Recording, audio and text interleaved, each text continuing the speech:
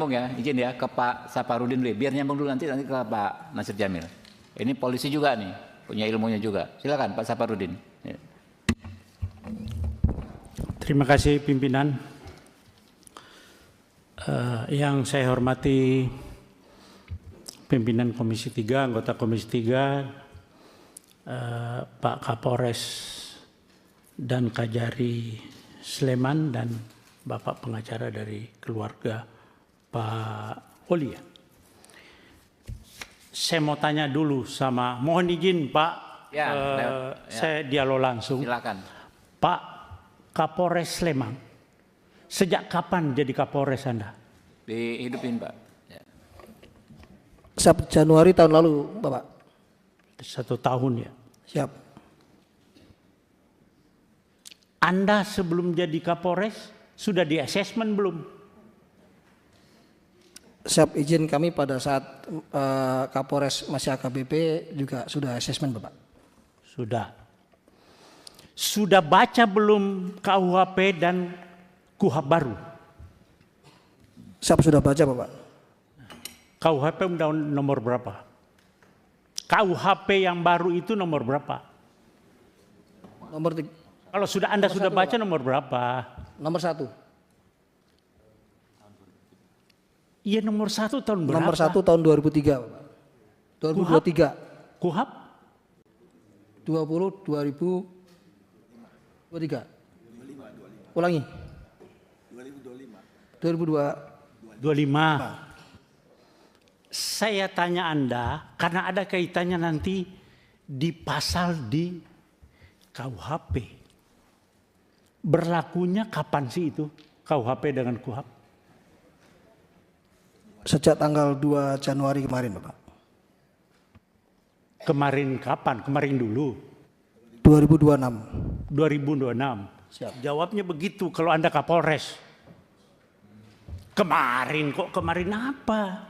Anda Kapolres. Harus melihat sesuatu gitu loh. Nah, sudah disampaikan oleh Pak Riwanto tadi bahwa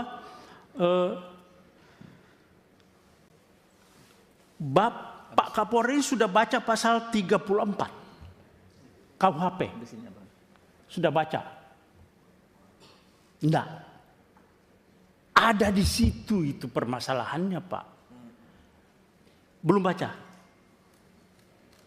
Pasal 34 KUHP yang undang-undang nomor 20 tahun 2000 nomor 1 tahun 2023. Pasal 34 bawa enggak?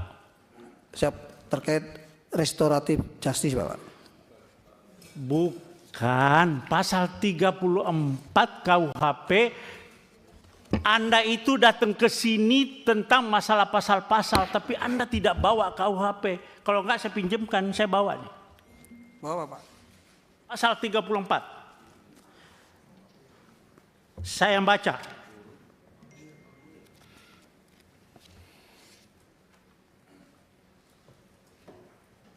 Kalau ya saya Kapolda kamu, masih Kapolda, Anda tidak bakalan sampai ke Komisi 3 dan saya sudah berhentikan Anda. Anda kok Kapolres sudah kombes seperti itu. Bagaimana polisi ke depan? Oke, saya bacakan pasal 34 ya. Pasal 34. Setiap orang yang terpaksa melakukan perbuatan yang dilarang tidak dipidana jika perbuatan tersebut dilakukan karena pembelaan terhadap serangan atau ancaman serangan ketika yang melawan hukum terhadap diri atau terhadap diri sendiri atau orang lain. Kehormatan dalam arti kesusilaan atau harta benda sendiri atau orang lain. Oke, itu kalau Anda belum jelas, saya bacakan pasal 34 penjelasannya. Itu lebih rinci lagi di situ. Ada penjelasan pasal 34. Ini bukan tindak pidana. Kalau di KUHP Lamu Overmah, alasan pembenar bahwa orang itu membela diri. Membela diri, bukan undang-undang lalu lintas. Anda salah menerapkan hukum. Jaksa lagi P21 juga. Anda koordinasi yang nggak benar itu. Polres dengan kejaksaan. Anda koordinasi tapi salah. Bagaimana? Jadi maksud saya begini Pak Kapolres dan Pak Kajari. Ini bukan RJ. Bukan RJ. Tidak ada tindak pidana di sini. Sependapat dalam tidak ada tindak pidana. Orang yang Bapak tahu, Bapak ngomong di televisi saya lihat Pak Kapolres itu, oh dia melakukan pembelaan yang tidak melakukan tindakan tidak seimbang. Bapak tahu apa yang jambret itu tidak ada istilah di KUHP. Itu adalah pencurian dengan kekerasan. Bukan 36, bukan pencurian biasa, bukan pencurian pemberatan, tapi pencurian dengan kekerasan. Curas itu Pak, curas itu begal. Dia bawa celurit, bawa senjata tajam, bawa apa segala, bisa bawa senjata api. Nah, ketika orang itu, ini bahaya Pak. Nah, Anda bilang tidak seimbang, dikejar oleh suaminya, korban. Orang sipil Pak, tidak punya apa-apa. Orang sipil nggak punya apa-apa itu. Nggak punya, tidak dipersenjatai. Jadi itu bukan tidak seimbang. Memang justru yang tidak seimbangnya itu orang sipil Pak yang mengejar pelaku curas. Bagaimana Bapak bilang tidak seimbang?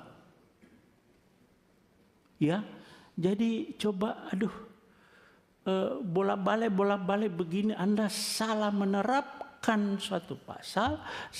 Jadi tindak pidananya adalah curas. Ya, pencurian dengan kekerasan, tersangkanya meninggal dunia, ya selesai SP3.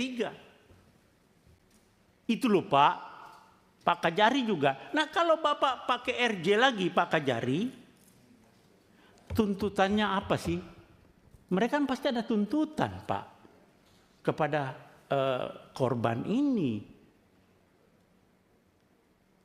Di media sosial juga Pak Kapolres banyak itu di media sosial. Seandainya yang mengejar itu polisi, terus yang meninggal, apakah polisi dipidanakan juga?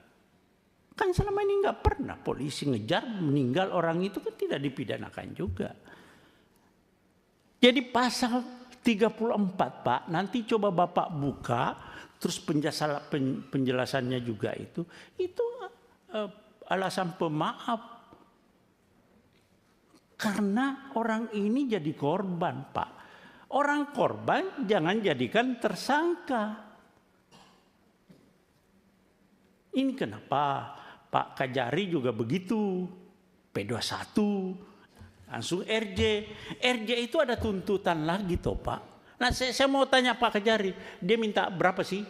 Atau apa tuntutannya yang dari sana? Ya jawab Pak.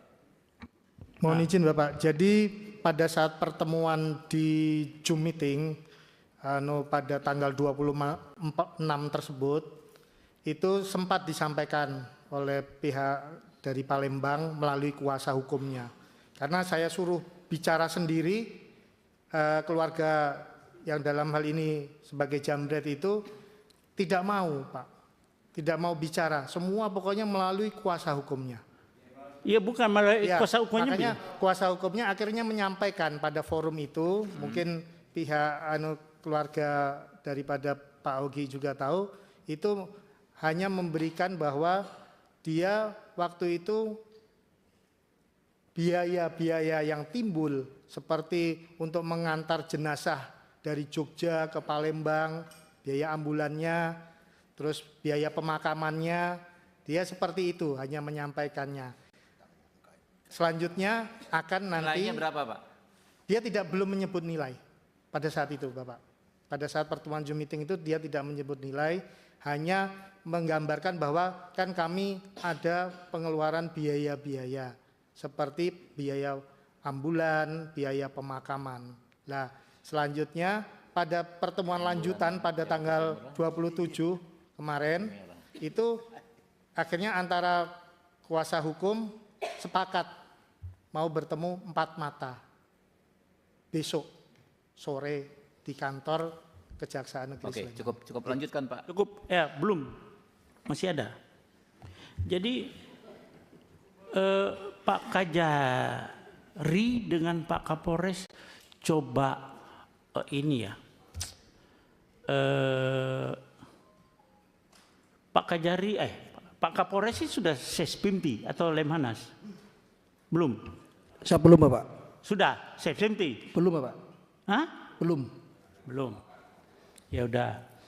Maksud saya coba lebih, dan mungkin saya lihat Bapak belum tahu persis, tapi sebetulnya Pak polisi sudah ada yang namanya overma, alasan pemaaf di KUHP yang lama. Tapi KUHP yang baru juga ada, Pak. Di pasal 34 coba Bapak baca berulang-ulang. Dan itu curas, Pak, bukan pencurian biasa. Pencurian dengan kekerasan yang resikonya tinggi sekali. Masih lumayan Bapak suaminya mau mengejar dengan punya keberanian yang cukup, Pak. Tidak semua orang mau mengejar. Nah, di dalam terjadinya pengejaran itu terjadi suatu kecelakaan begitu. Ya sudah selesai, tersangkanya meninggal dunia. Tidak ada lagi RJ. Nah kalau Bapak RJ, tuntutannya itu nanti karena dia merasa pede. Persyaratan RJ, Pak, harus ada kesepakatan kedua belah pihak. Ini persis sama dengan yang di Jambi, Muaro Jambi. Jadi pede itu yang pelapor itu, jadi merasa percaya diri, jadi bisa membuat angka yang cukup tinggi nanti, Pak. Terjadi lagi pemerasan di situ. Nah, saya minta Bapak lebih bijaklah terhadap ini. Berdua, Pak. Bapak sebagai aparat penegak hukum, Bapak tahu ada alarm. Bapak bukan dengan gagah berani menyampaikan unsur-unsur pidana ini. Tidak. Coba lihat di media sosial bagaimana tanggapan masyarakat. Itu sinyal bahwa Bapak salah di dalam menerapkan pasal di situ. Iya Pak ya, Pak Kapolres. Coba lebih bijak. Ya, kita lagi sekarang polisi dengan jaksa dengan hakim, reformasi Polri. Tapi tetap bergulir, Anda tidak mengerti Pak Kapolri. Bagaimana sih Polri kita ini jaga supaya marwah Polri ini lebih dipercaya kepada masyarakat. Tapi Bapak ada kegiatan potongan-potongan kelakuan Polri yang membuat citra Polri semakin buruk. Kita berusaha, Pak. Kita di sini semua sepakat Polri itu di bawah presiden. Ini semua perdebatan, tapi Bapak jangan mencederai ini. Ya saya kira itu Bapak coba, kalau saran saya ini SP3 Pak. Terima kasih. Assalamualaikum warahmatullahi wabarakatuh. Siap, yang berikut Pak Jamil, nanti Pak Abdu ya. Terima kasih.